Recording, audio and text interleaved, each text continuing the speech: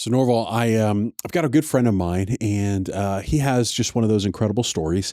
He had spent so much of his childhood dreaming of being a professional athlete. He spent year after year, summers and summer camps, all those kinds of things. He's in high school and he's on the basketball team. He does really well. Gets recruited to a college team. And so he goes to college and, he's earning a marketing degree and he's going through all this stuff and he's playing, he's doing really well. And then finally he said, Daniel, there was one day where my name was called, my number was chosen. And he's finally playing as a professional athlete in the NBA. And he has attained a dream. And I looked at him, I said, man, that's incredible. I'm so happy for you, man. That's exciting. He said, yeah, here's what I didn't know at the time, but I've learned since. He said, Father Time is undefeated in sports. He said, there's always a moment where you recognize and realize that there's a life after ball. And as he told me that story, I realized that what he was really talking about was something that I think as Christian leaders, we have to kind of embrace and acknowledge that there's always going to be a season where the thing that God has called us to now isn't the thing that we're called to forever. There are elements that shift or change within that. So in light of that, Norval, I'd love to just have a conversation about legacy, about maybe something about mentoring and navigate what are the ways that as Christian leaders we should be looking at or understanding what matters most, those ideas of success, those ideas of legacy, and trying to unpack some of those things together. Well, we do live in a world where success is everything. Mm-hmm. Achieving your vision, achieving your goals, making a 5-year life plan, where you want to be, looking at the end, starting with the end in mind, and all of that. Yeah. Success. Even what is even success? We were talking before started recording. And I said, I love these dystopian post-apocalyptic movies with or without zombies, but in those kinds of scenarios, getting through the day without dying or being destroyed or by marauding bands of pirates that roam the failed state, land. Just getting through the day is a measure of success. Well, our world is a little more comfortable than that. So we pursue other kinds of success, related to significance, connection, the so-called inalienable rights of life, liberty, and the pursuit of happiness. That's right. All of those things are measures of success. But no matter how great or how deep and significant your success is, they all have a shelf life. Yeah. Success has an expiration date. Eventually, you retire, or you have something that precludes you from doing what you're doing. And I'd like to think that if success is all you seek, that particularly as Christians who serve a God that is a God of generations, who promises, to bless the faithful up to 1,000 generations, that is a lot longer than being successful in life and whatever is it that we do or aim. Well, it makes me think. There's a quote I saw recently. In fact, I just looked it up to make sure I had it right. Nicholas von Zinzendorf is famous for having said, "Preach the gospel, die, and be forgotten." And I think I think that within the realm of our faith and our leadership, there's a right place for legacy. And so I think he was probably exaggerating to some point, because obviously he's quoted as having said it, so he hasn't died and been forgotten. Not to mention that he was the one who started a prayer movement that lasted 100 years. Exactly. So that's exactly what we're talking about. That's right. He was much more than that span of life that he lived and influenced. Well, and it's because he understood that success was something that could not be contained within the scope of a single lifetime. It has to be contained within the scope of a much longer period. And that's the timeline that I think God operates off of. And I think that's why in the scriptures and in faithful Christian life, we so often see themes around the ideas of succession for success and for mentoring, for real lasting meaning. And so, we're obviously in some different elements and seasons of our own lives because of just the parts of our own stories and how God's brought us to this point. But I'd love to unpack some of these pieces. So let's start with just success. We've already kind of noted there's a lot of ways to think about success. Right. I really think the first framework that I find most helpful is to think about success first on a different time scale, right? Whether that's eternal timelines or just multi-generational timelines, because the scriptures seem, you're right, they point to blessings to generations, right? Not blessings to just to the individual, but to successive generations, and the consequences equally over multiple generations. So as you think about success and its timeline, how do you think about that? And are there other kind of structures that you put around that idea of success for your own ministry and calling? Well, first of all, in terms of God being the God of generations, it just occurred to me that the Bible often refers to the God of Abraham, Isaac, and Jacob. It does, right? It does, yeah. It's not just the God of Abraham. That's right. Or it's not just the God of Moses. It's God of Abraham. It's God of Isaac, Jacob. Mm-hmm. It's the God of Moses. It's the God of David. He's That's the right. God of David. That's right. And generations and more generations. But, I think about who I am. Who I am as a man. Mm-hmm. As a man of God, yeah, as somebody who has dedicated my life to serving Him. In my particular case, now some others may be different, but I am the fruit of at least 3 generations. Wow. Of men, and I guess because I'm a man, they were men, but also women. Yeah, yeah. Who,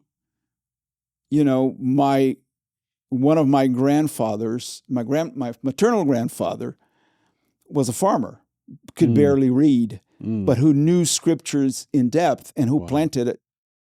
Everywhere he lived, he planted churches. Wow. Whether it was only house churches or churches that actually became congregations. Mm-hmm. And there's a story of him moving away from a place to migrate within Brazil, the country, to another region where he was going to open a whole new area. And he had a little congregation that he met. And before he left, he called the local Baptist pastor, though he was a Methodist. Mm-hmm. He called the local Baptist pastor and said, "These are the people that have come to Jesus, and we worship together. There is no Methodist church here. Will you take them? Will you take them?" Wow. And that originated, that one congregation in that community. Then my father, who was a lawyer, and my parents, he was a lawyer. He became a missionary, planted the Methodist denomination in the country of Paraguay. So I am the fruit. My grandfather, I guess we could say my grandfather sowed, my father watered, and I'm harvesting. Wow. Yeah, and hopefully my children and grandchildren Amen. will continue that legacy. Amen. So we are already the product of multi-generations. So to think that whatever success I had in ministry is only the result of my work, or even that God's work in me, it's much more than that. Well, it's bearing fruit from labors that have gone well before you. And I think maybe that's the first element that when I'm thinking about success, I'm thinking about the timelines, but maybe the second piece is I really need to remember that when I'm thinking about success, if I'm thinking only of myself, really I'm forgetting the legacy behind me and the legacy I'm leaving. Like I'm forgetting that I am a part of a larger story. I'm forgetting that I'm part of a larger narrative and movement that God is working out. Because I mean, there's you mentioned your family history in that piece. Well, that plays a role into how you understand success for the ministry and calling that you have. And obviously, you listed your own children and grandchildren as a part of that. I think that's an important part. So when we think about success in our ministry or success in our calling, I think it rightly understands that it's part of it's part of God's bigger plan, right? It's part of a larger exactly. reality than what we're facing. But one of the different things I believe that our generation, and maybe, I would say our generation, because one of my mentors is one of the founders of ILI. We worked together for a long time, Dr. Al Vomsteeg. Yeah. He always criticized his generation. He is a good 20 years older than I am. He's in his 80s now. I'm in my 60s. He said his generation didn't do a good job mentoring my generation. And so there was a gap. A lot of times there was this gap. And so the next generation had to kind of learn on its own. And although let's go back to my own story. My grandfather mentored me in many ways. We were good friends. He was one of the great joys of his life. He had very severe rheumatoid arthritis, and he had to take shots every day. Oh, wow. And I was a medical student. So one of his joys was that he was the guinea pig for me to learn how to do IM shots, intramuscular shots. And he wasn't, he didn't have a lot of muscle either. So he suffered in my hands a little bit until I figured it out. But he was a mentor in the sense that I always quote him. Yeah. I did not meet my paternal grandfather. He passed away before even my parents were born.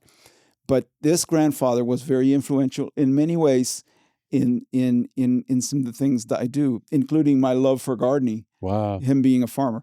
But there was never an intentionality in that, like what we do now. Yeah. What we're talking about. What we're talking about is being intentional and actually making a plan of I'm going to invest in this or that young man, whether it's in my family or in my church or in the business that I run, to be the next generation of leaders so I can transition out of that. And I myself am looking forward to that, transitioning out of the administrative position of vice president for training at ILI to a more of a mentor, to more of a teacher mentor position in the coming future. That's where I think we can make the contribution of bringing the conversation up and being intentional at I guess adding legacy to our list of desired successes or outcomes. Well, and I think that's a piece of it is, again, if we understand some of these elements of success, we're part of a bigger story. We understand the timeline. If we understand that, success means succession, right? Right. And so we've got to take that vision and the elements of that vision that we own, and we've got to give that ownership. It then shifts from that ownership being given over to this idea of legacy, where we're investing, we're mentoring, we're asking those right questions to help that next leader who has the ownership to think through and plan through, and then lean on the experience that we have, right? There's nothing that can replace 40 years of walking in light of a vision. You can't buy that education. You can't accelerate that education. I'm keenly aware. And so the value of being able to ask those questions and having people that are, for lack of a better phrase, in your corner as you navigate those are just invaluable. But I feel like in our context, Norval, there's so few that have learned how to step into that sage role. Like, I feel like maybe we're missing the biographies or maybe we're missing the stories, but I feel like we don't have a culture that demonstrates that effective move from, leading and owning a vision to being the sage, wise counsel that offers, input or insight. Like, that's true. Why are we missing some of those things, you think? Well, I think there's a little bit of everybody's fault in that. Yeah. Our culture values youth so much. I was making the joke a minute ago. I'm a guitarist. Uh-huh. I love playing the guitar. I have several guitars, and I play. I don't play well, but I can carry myself. Play well. Yeah. But there's very little room in and I play worship guitar, right? Sure, yeah. So apart from churches that really don't have a lot of young people today, what they look for a guitarist is, a kid with long hair and tight jeans and certain brands of guitar now that are popular, different than the ones I own. So what we live in a society that values youth over that wisdom. Yeah. And it's easy to feel like you're being discarded once you turn 65 or you turn 70, or even earlier than that. Yeah. You're no longer relevant. Mm. And yet you're relevant in a different way. Yeah. But I also think the older generation has bought into the idea of retirement. Mm. I don't see that in the Bible. I don't believe we retire from our calling. Yeah. Particularly those of us who have a calling to build the kingdom of God, which is all the believers, should be all of us. But but those with a calling to leadership. Let's put it this way: those of us with a calling to influence others and to lead. There's no expiration date on that calling. We may change the way we do it, and I'm looking forward to, as I get older, changing the way we do it. Maybe the intensity I do it. Sure.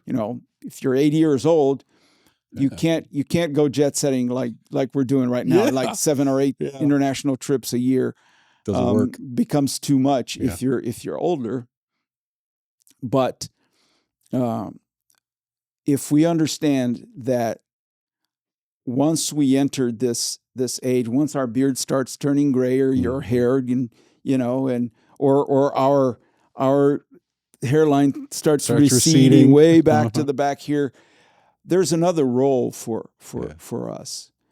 It's still leadership. It's still influence. And so those two parts, if our culture would learn to celebrate that intergenerational relationship of mentoring, and if we ourselves stopped looking forward to,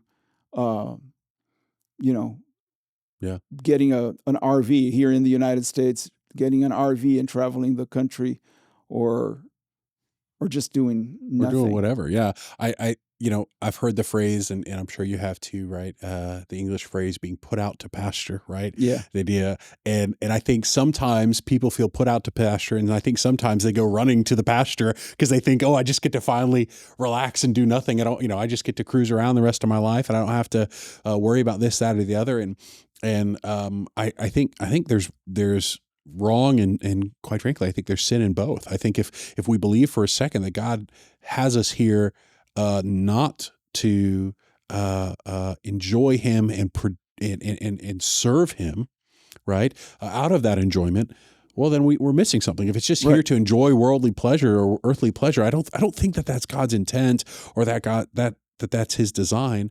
And quite frankly, I think sometimes when it comes to feeling put out to pasture.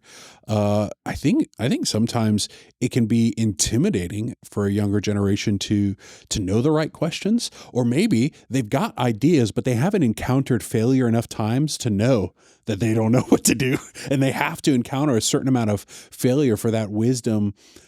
For the need for the wisdom to become as clear as it is, right? And I'm a huge believer that we live in a culture that has prolonged adolescence, right? Now you're allowed to not be an adult, and adulting is a verb as if it's disconnected from the normal growth and process of human development. We're supposed to be an adult, and there's a right age and time for that to take place as we grow and mature. But as I think about succession, as I think about legacy, as I think about mentoring, I just, we talk about and teach multiplication by mentoring. We talk about how effective Christian leaders are helping to develop other Christian leaders, right? We look at 2 Timothy 2:2 as a framework and a structure for that, right? 4 generations listed all together there at once. And I love how we have 2 fundamental questions that frame mentoring. And I've actually begun to use it in some of the mentor relationships I have, right? I shoot for anywhere from 10 years my junior to 15 years my junior, and I target young men in that age range, and I say, God, who is it? And I try my best to ask those 2 very fundamental questions. How did we find those questions, and what's kind of the story behind those? And maybe let's share them before we go too much further. The 2 questions are, and it's so simple. Yeah, it feels simplistic, but it isn't. What are your priorities? And we usually say, what is your vision? Yeah. Because at History Makers Training, we talk a lot about vision. We really lean into the idea of identifying your God-given vision. And so the mentor asks, so what are your priorities? What is your vision? Yeah. And then the second question is, how can I help you achieve it? That's right. And it is very simple, but that is, how can I, the mentor, put my experience to help you achieve it? How can I help you learn from my mistakes so you don't make the mistakes I made? That's right. You'll make fresh new ones. Yeah, you will. But you won't make these ones. And therefore, and a lot of times when we teach mentoring, we finish with that expression about standing on the shoulders of giants. So that those who we mentor stand on our shoulders and see much further, much better, and accomplish more. And so that's the simple idea of bringing 2 generations together around those 2 questions, and so that the younger person can go where perhaps the mentor never went. Well, and I love them because, in my view, Norval, 2 things. One, they're so Socratic, right? They guide the mentee, they guide the other person through a process of personal reflection. Like, if I don't have priorities, if I don't have a vision, then you can't really mentor me. Like, I'm missing something here. And if you've not come to the conversation with some way that we can work together on this, like, we're not going to be able to make much progress. And so it puts into that mentee's hands some very practical things that they can come prepared for. But it also, I'll be honest, in our day and age, I think we have people that are so desperate to be listened to that it gives an opportunity for them to speak, get some of those things out, and then all of a sudden they'll realize, I don't really know. And then you've got this opportunity to just speak and say, well, hey, here, if I were in your spot, right? This is what I do with my mentees. If I were in your spot, here are the things that I would be wanting. Here are the things that I would be thinking. Here are the questions that I would be asking. Do you have some thoughts on these? What do you think? Or here, okay, you're looking for this. Well, let me find a relationship or 2. Let me make some introductions for you, because I don't have all the answers, but I do have some relationships. Exactly. Let me make some connection points for you. And a lot of times, those questions, I don't know, you probably had the same experience. You think something, and you think in a certain way, but the moment you verbalize that thought, you realize either that was very silly, or that is wise, or even as you verbalize, you say, wait a minute. So sometimes in answering the question, the mentee finds the answers, finds the answers that they need. And I've learned to ask more questions than try to provide answers, even as a mentor, even as I have that experience, you know. And so that's as simple as a mentoring relationship has and can be. And it could be, and I've been thinking about internal mentoring relationships as well, Daniel, because you are the product of one of those. You came into our organization. That's right. With one function. Our then CEO, founder and CEO, identified potential in you and started introducing you to the people he knew. And you transitioned into the position that you are right now. This is something that have been done very successfully, even in Fortune 500 companies.